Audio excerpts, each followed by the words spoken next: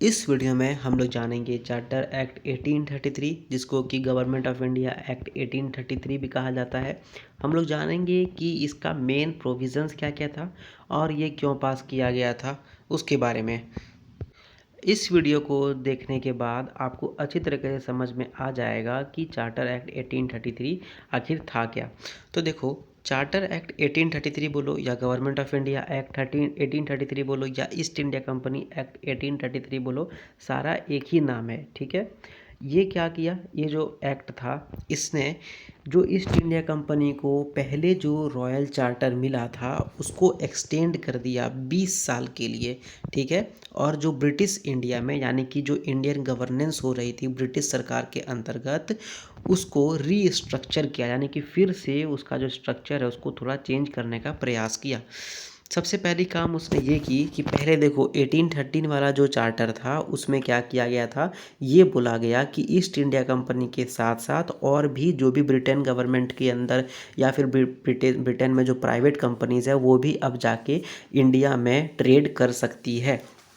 तो उसी प्रकार से ये जो नेक्स्ट वाला चार्टर एक्ट था, यानी कि अभी जो हम लोग जान रहे हैं जिसके बारे में, चार्टर एक्ट ऑफ 1833, इसने क्या किया, ये इसने बताया कि ईस्ट इंडिया कंपनी का जो कमर्शियल एक्टिविटी है यानी कि जो ट्रेड वगैरह होगा ये अब ख़त्म किया जाए और ईस्ट इंडिया कंपनी अब सिर्फ एक प्योरली एडमिनिस्ट्रेटिव बॉडी होगा जो कि ब्रिटिश सरकार के अंतर्गत काम करेगी। यानी सिर्फ इसका अब काम होगा एडमिनिस्ट्रेशन का, लोग जो रहते हैं उनके शासन का। ठीक है, यानी अब जो कंपनी है, पहले देखो 1813 वाला में क्या था कि चाइना और जो और अलग अलग देश हैं फार ईस्ट में, जैसे कि साउथ ईस्ट एशिया हो गया, इंडोनेशिया वगैरह हो गया, उसके साथ जो ट्रेड हो रहा था इसका चाय का, जिसमें इसका मोनोपोली था, वो भी अब कंपनी ने खो दिया। यानी कि अब और भी कंपनीज जो ब्रिटेन से आई है वो चाइना के साथ और अलग अलग देशों के साथ चाय वगैरह का ट्रेड अब कर सकती है। ईस्ट इंडिया कंपनी का जैसे हमने पहले बताया चार्टर जो था वो 20 साल के लिए और बढ़ा दिया गया। इसका मतलब ये था कि जो ईस्ट इंडिया कंपनी है उसके पास ये राइट तो पहले से था, यानी कि ये अधिकार पहले से था कि उसका खुद का आर्मी होगा, वो दूसरे देशों के साथ या अगर कोई नवाब है भारत में या कोई गवर्नर है भारत में या कोई बड़े आदमी है उसके खिलाफ लड़ाई वगैरह कर सके और जो जगह जीता है उस पर वो रूल कर सके। इस चीज़ को इस चार्टर एक्ट में और बढ़ा दिया गया कम से कम 20 सालों के लिए, यानी कि आने वाले 20 साल तक ईस्ट इंडिया कंपनी अपना आर्मी फिर से खड़ा कर सकती है और जो खड़ा आर्मी है उसको और बड़ा कर सकती है। जो छोटे मोटे ज़मींदार वगैरह हैं उसके साथ लड़ाई झगड़ा किया जा सकता है और जो भी जगह जीतेगी वो ईस्ट इंडिया कंपनी अपने तरीके से ब्रिटेन गवर्नमेंट के अंतर्गत वो उसको चला सकती है। इस एक्ट के थ्रू जो गवर्नर जनरल ऑफ बंगाल बना था, यानी आपको याद होगा 1773 वाला एक्ट में गवर्नर जनरल ऑफ बंगाल हो गए थे, तो इस एक्ट के थ्रू उसको बना दिया गया गवर्नर जनरल ऑफ इंडिया। और ये कौन थे, तो लॉर्ड विलियम बेंटिंग पहले थे। ठीक है, लॉर्ड विलियम बेंटिंग जो है वो पहले गवर्नर जनरल बने थे 1833 में।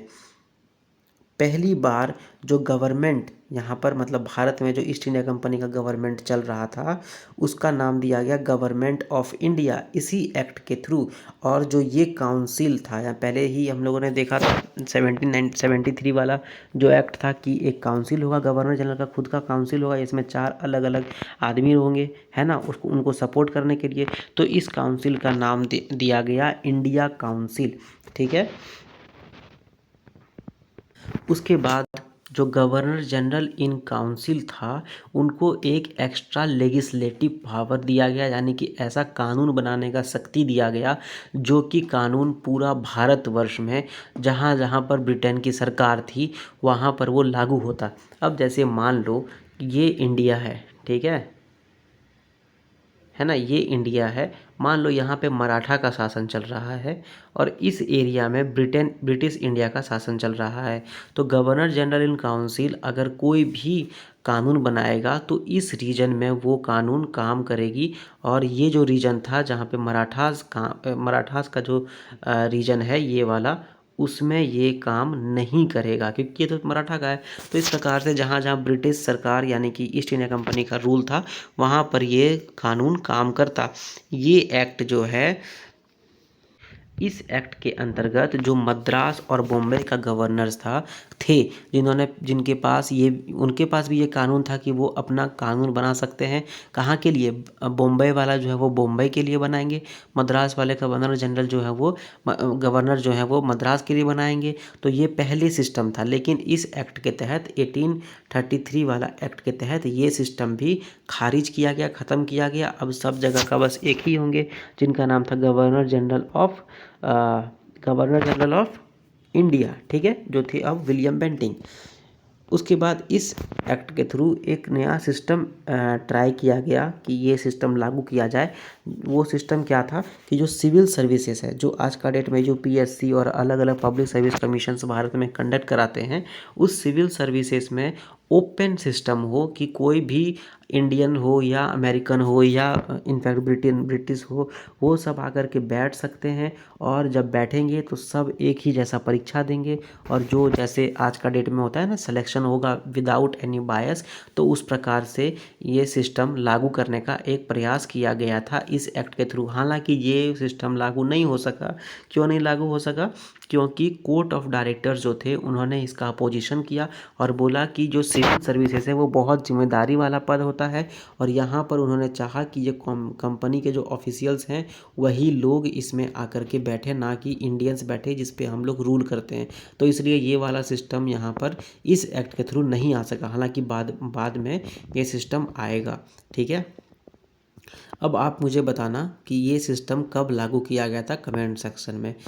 इस एक्ट के थ्रू ये कैटेगोरिकली यानी कि लिख दिया गया, साफ शब्दों में लिखा गया कि भारत का कोई भी नेटिव जो है, यानी कि भारतीय जो है, वो कोई भी जो भारतीय यहाँ पर रहते हैं उनको इस बेसिस पर कि वो मतलब मद्रास से है या फिर वो कलकत्ता से है या फिर बंगाल से है या फिर और उनका रिलीजन पर, यानी कि या वो हिंदू है या वो मुस्लिम है, क्या वो क्रिश्चियन है, तो इनफैक्ट इस बेसिस पर कि वो हिंदू है या मुस्लिम है, इस बेसिस पर किसी भी व्यक्ति को ये नहीं कहा जा सकता है कि आप ये जगह पर मत रहिए या फिर ये ऑफिस में मत रहिए या फिर आप ये एम्प्लॉयमेंट नहीं कर सकते। हाँ, मान लो कि अगर कोई हिंदुस्तानी, जो उस टाइम का हिंदुस्तानी थे, आज से लगभग आप समझ लो 200 ईयर्स पहले, 190 ईयर्स पहले, उस टाइम के जो हिंदुस्तान में रहने वाले लोग थे वो अपने लेवल के कोई भी जॉब कर सकते हैं। हालांकि उनको ये कह के